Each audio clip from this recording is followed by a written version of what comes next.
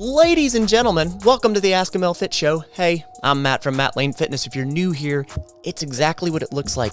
You ask your fitness questions and I'll answer them. Thank you for sliding by. It means so friggin' much to me. I'm a personal trainer, registered nurse, and a behavioral change specialist. I love this stuff. I'm a nerd for it. Let's get into today's question. It's coming at you from Joyful Spirit. She's been around here for quite some time. She's a big supporter of this channel and this business. Joyful, thank you greatly. You mean a lot to me. I appreciate you. Joyful hopped in the comments of a video I posted a little while back. Chris Hemsworth, Thor. Do I think he's juiced? I covered a study that talked about how people are wildly inaccurate in assuming how many calories they've taken in. In this study, there was a group that they were so off, they thought they took in X amount of calories. They were off by 1,000 calories. They had consumed 1,000 more calories than they realized.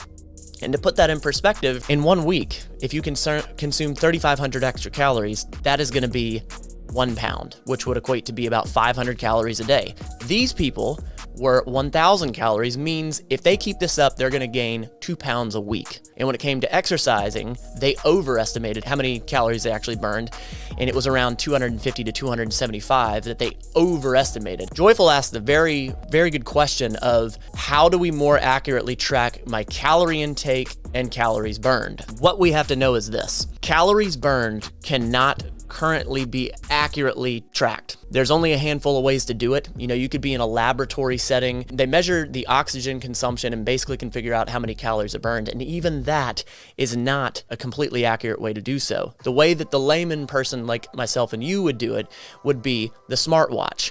And the problem there is that the smartwatch is god-awful at actually measuring it. There was a study that actually showed, all the way from the Apple Watch to the Samsung Gear S2, it showed that a median error from 27.4 to 92.6, which means that it's all over the place. It doesn't matter what smartwatch you have, they are all inaccurate. So that only leaves us with one thing, and that is tracking the calories consumed. The huge thing that you can do is use the app Lose It or MyFitnessPal to actually track the calories consumed. And here's the thing, even this is not 100% accurate, but we do know that this is the most accurate way that we can do it. Some people say, well, I don't want to track calories. That drives me nuts. Understood.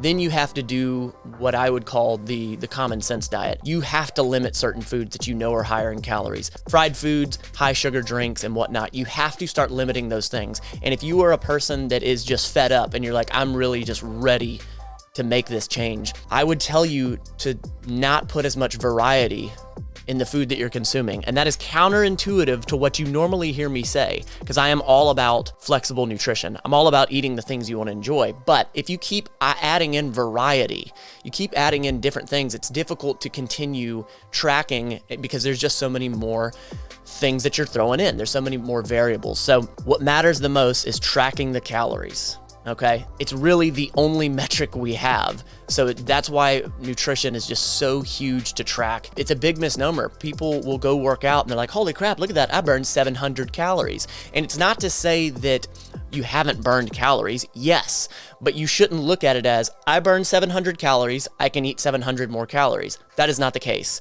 If you work out regularly and you know, all right, I hit 700 calories today on the watch. If you hit 900 calories tomorrow, that means you probably worked out a little harder and probably burned a little more calories, but don't rely on it as an accurate measurement. So, Joyful, how do we accurately measure things? Lose It, MyFitnessPal, the common sense diet, and then you need to be taking photos, taking measurements. You need to look in the mirror and look and see what is changing. If it hasn't changed, that means you have to change the calories. That's the best way to do it. It takes time. It takes consistency to truly see the change. If you are looking for behavior change and science fitness programs, that's exactly what I do. If you are a guy and you're looking to stay in shape this time and to make failure impossible, that's exactly what I do. So check it out at mattlanefitness.com. To the Mental Fit Mafia, to the patrons, I appreciate you. You don't have to be perfect at this fitness thing, just be better than yesterday, every day.